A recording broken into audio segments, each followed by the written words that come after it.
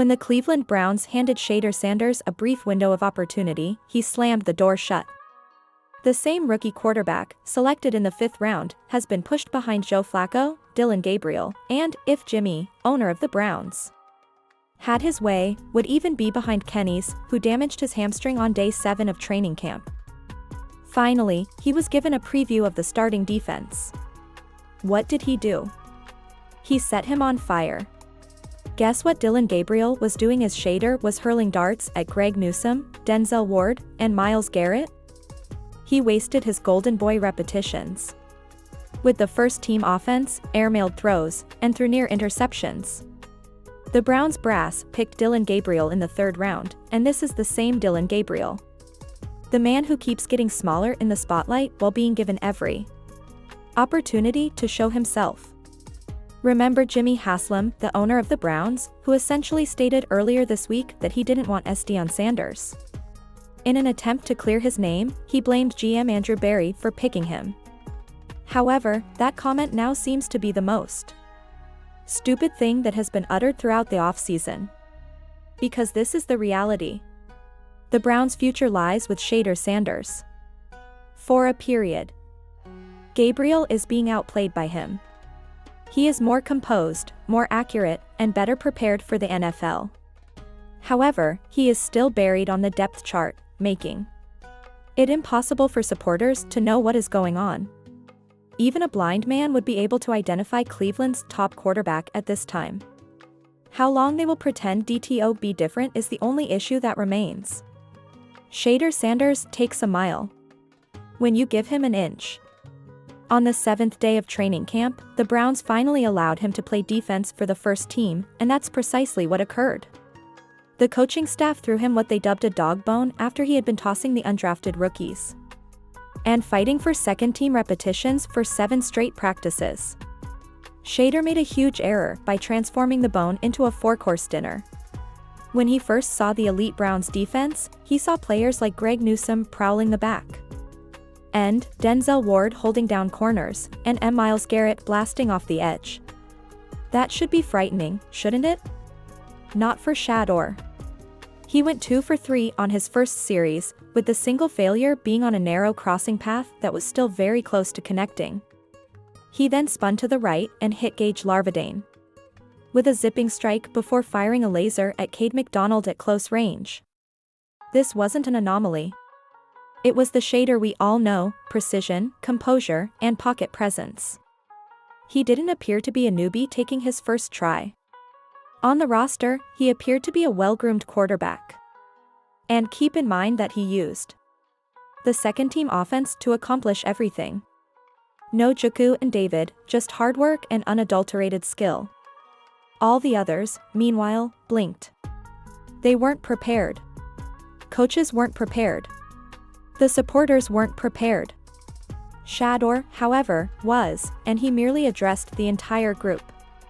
Dillon Gabriel was occupied with mishandling the bag while Shedeur Sanders was out there using backups to create magic against the Browns' top defense. Gabriel was given a fantastic opportunity to practice first-team offense against second-string defense, and he performed exactly what we've come to expect: nothing. Nothing at all. To be clear, Gabriel was selected in the 3rd round. Every possible benefit was bestowed on him. With elite receivers executing routes, he had the opportunity to throw behind the building's greatest offensive line. As he continued to collapse, one was thrown away, one was almost picked off, and the third was a wide miss. 3 plays, 3 incompletions. They would demand that Gabriel change roles if he were Shedeur Sanders. But he needs more time, not excuses. Or silence. Shedeur is scoring touchdowns when you give him those weapons. Instead, Gabriel squandered high-level potential while Shedeur is throwing to undrafted rookies. Gage Larvadain made a spectacular move after the catch to convert Gabriel's 1 touchdown of the day into a score. It wasn't a really impressive toss. Gabriel watched from a distance while Yak, a wide receiver, did all the work. However, the storyline still states that Gabriel is vying for the quarterback. With whom are you competing? His own shadow. Because, if we're being really honest, the Browns' unwillingness to acknowledge their mistakes is the only thing standing in Shedeur Sanders' way at the moment. This isn't a quarterback contest. It's a cover-up. Furthermore, they are merely deceiving themselves. Let's quit acting like this is an open quarterback battle that is fair. It isn't. Everyone can tell that the Browns' coaching staff is using a rigged deck, giving Shedeur jokers and dishing Gabriel face cards. Shedeur Sanders finally had a tiny taste of the action he has been accumulating since day 1 on day 7, and he delivered. While amassing first repetitions and maintaining his mid-tier backup appearance, Gabriel continues to receive VIP treatment. Shedeur is still buried on the depth chart, though, for some reason. We're simply rotating, and we just want to see what everyone can accomplish, Kevin Stefanski and the offensive staff have been telling the public for weeks. Mostly because bias is the only thing we have observed. Joe Flacco has nothing left to prove at the age of 39. The hamstring of Kenny Pickett is more taut than the Browns' playbook. More often than a cheap mattress, Gabriel has fallen. However, Shedeur is still receiving scraps even though he is the one generating. It was referred to as a dog bone. Regarding Shedeur's repetitions against the starting defense, they stated as much. A bone from a dog? What exactly does that mean? Shedeur was able to connect and fire passes into narrow openings against all professional defenders thanks to that bone. However, they continue to treat it as if it were charity. As if Shedeur is fortunate to be here at all. This is the actual tale. The coaching staff is reluctant to acknowledge their mistakes. Shedeur was not chosen. He wasn't wanted at the front desk. Therefore, acknowledging that the 5th-round pick is outperforming the 3rd-round choice would be necessary to give him a genuine chance. And nobody in Cleveland is interested in consuming that small portion of the pie. There is no favoritism in numbers. They don't give a damn about politics, draft status, or what Jimmy Haslam says behind closed doors. Additionally, Browns supporters cannot overlook the statistics that are now emerging from training camp. In every significant aspect, Shedeur Sanders is outperforming Dillon Gabriel. First, let's review the facts.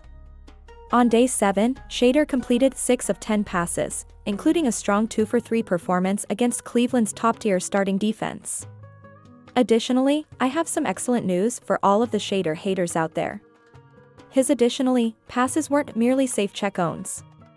They were accurate tosses in the close quarters. How do you feel about that? Executed with timing and assurance.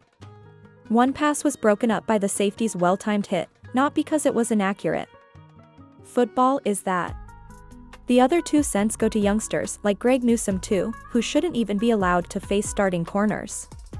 In contrast, Dillon Gabriel had 6 of 11, 1 touchdown, and several misfires. His touchdown was a brief toss that was made memorable by Gage Larvadane's legs rather than Gabriel's arm. Against the Browns' second-team defense, he missed wide, airmailed passes, and almost threw a pick once more. The Browns are overpaying if first-team reps purchase you for that much. This day isn't unique either. There has been a trend. Gabriel receives more chances, better receivers, and greater protection. However, Shedeur continues to close the gap by applying greater pressure and fewer repetitions. It's more than simply skills. That's resilience. That's the enthusiasm of an NFL starter. Imagine what Shedeur might accomplish with actual weapons if he is achieving these stats with the second-string offense. However, the Browns don't want to think about him since doing so would acknowledge that the underdog is indeed the best. Chemistry cannot be simulated. Energy cannot be forced. Additionally, players in every NFL locker room are aware of their true leader long before the coaches are. That's what Cleveland is subtly accumulating. Because the Browns' locker room is witnessing Shedeur Sanders gain respect the hard way, 1 rep at a time, while the coaches hold to their policies and the media adhere to their storylines. You could sense a change when Shedeur made his tosses against the first-team defense. The spectators began to take notice. Everything about the vibe altered. This wasn't simply another inexperienced person crossing off a box. This quarterback scanned the field, controlled a huddle, and hit windows that most inexperienced players wouldn't even dare try.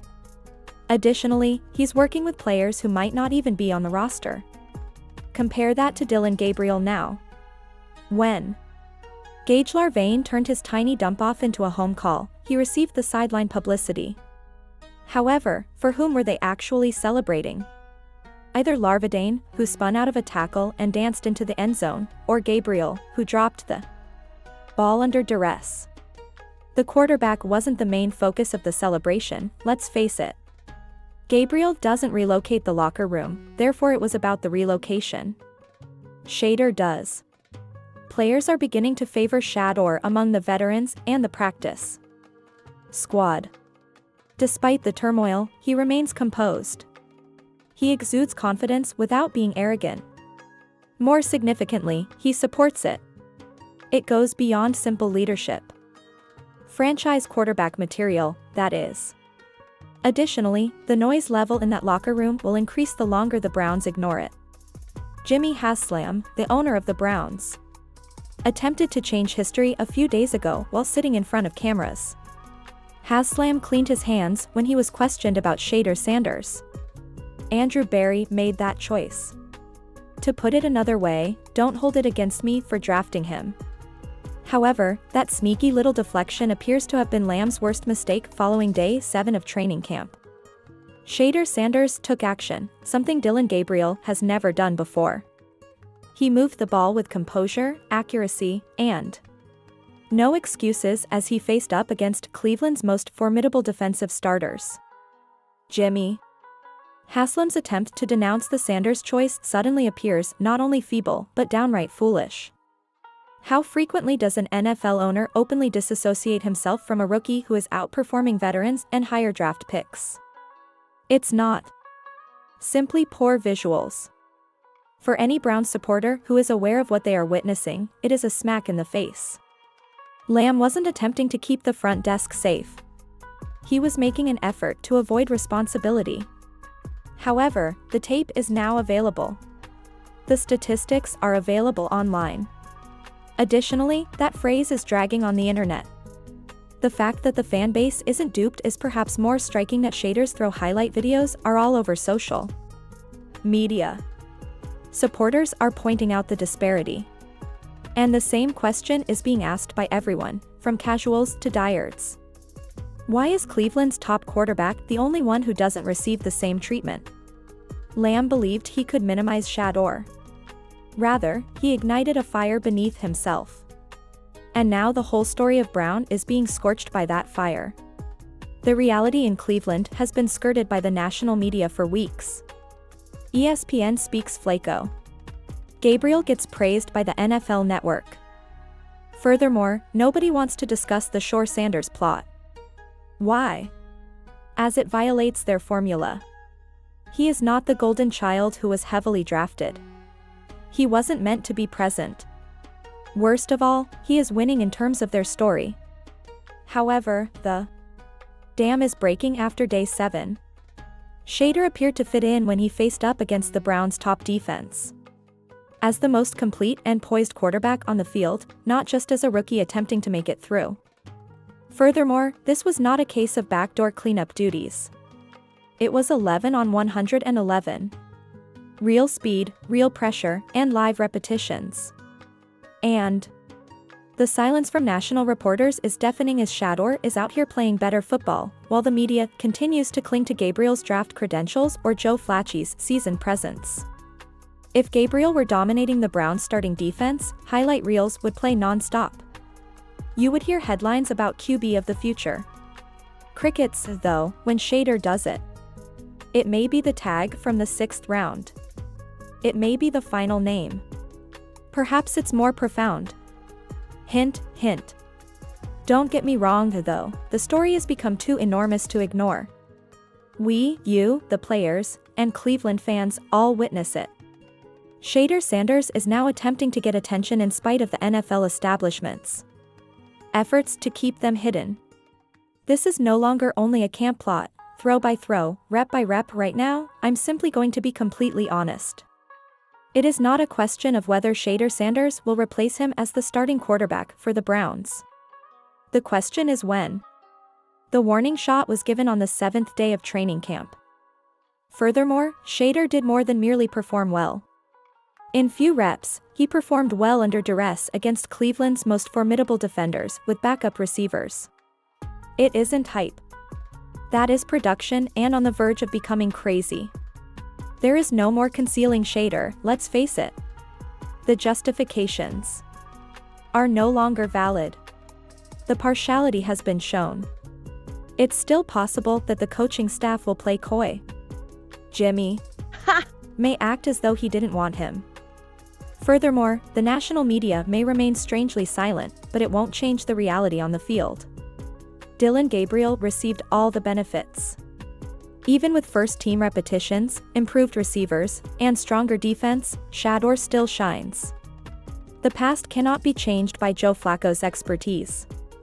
The body of Kenny Pickett is disintegrating even before the race begins. Shedeur Sanders, meantime, is getting up, dominating the huddle, hitting, controlling the locker room, and gaining every inch. There is only one route that Cleveland can go if they are serious about winning and the future. Shedeur Sanders will be quarterback by the middle of the season, or maybe before. Shedeur is a movement more than merely a name.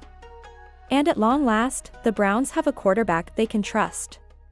The only issue that remains is how long they can continue to ignore what is directly in front of them. This is the Huddle headquarters. I appreciate you watching. Please subscribe and like the video.